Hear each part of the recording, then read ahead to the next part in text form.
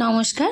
আজ শুক্রবার, মানে সপ্তাহের শেষ দিন বলতে ছেলেমেয়ের স্কুলটা আজকে লাস্ট। তো এই সপ্তাহের তারপরে তো এবার ওর ছুটি ছাটা একটু পড়বে, মানে পয়লা বৈশাখ, নববর্ষ। তো যাই হোক, সকালবেলা ঠাকুরের পুজো দিয়ে নিয়েছি। তো 6:10-15-এর মধ্যে কমপ্লিট হয়ে গেছে। তারপরে আমি একটু ভাত বসিয়ে দিয়েছি, আলু সিদ্ধ, ঘি দিয়ে ওদের ভাত খাবে। আর প্রথমে প্রসাদটা আর উষ্ণ গরম জলটা দিলাম, আমিও খেয়ে নিলাম।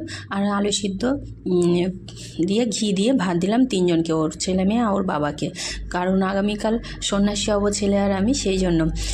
যাই হোক, তারপরে আজকে ফাঁকিবাজি টিফিন, মানে আগের দিন পাটিসাপটা করেছি, সেটা দিয়ে টিফিনটা কাজ চালিয়ে নিয়েছি। টিফিনটা করতেই হয়নি, 2টো করে ব্রেড সেঁকে দিয়েছি বাটার দিয়ে, একটা করে কলা আর পাটিসাপটা দিয়ে দিয়েছি। তারপর ছেলে মেয়ে স্কুলে চলে গেলে বাসে করে, আমি ফের এসে একটু দুধ জাল দিলাম আর একটু ব্রেড সেঁকলাম, আমার শাশুড়িকেও দিলাম পাটিসাপটা, ব্রেড, কলা। আমিও নিজে ব্রেড, কলা